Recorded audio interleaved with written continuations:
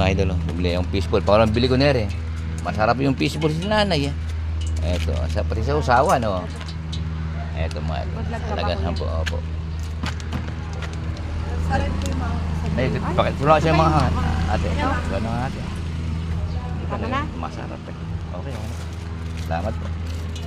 Ayan mga idol, medyo pangalawang kain ko na. Nakita ko ulit. Kapalis ka na ba, te? Sige po.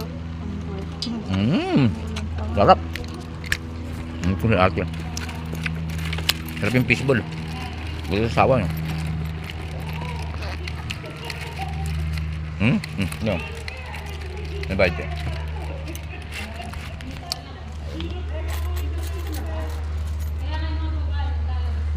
Salamat po.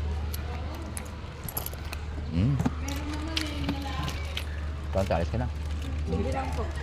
Kulang pa naman po. Ang ikit.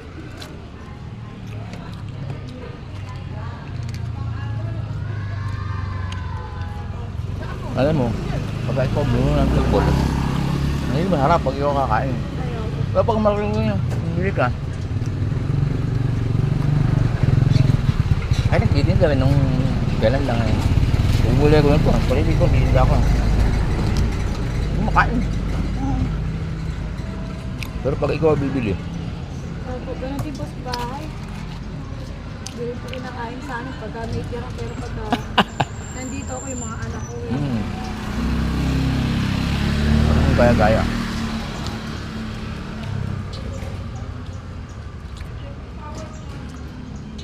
Bulan pa.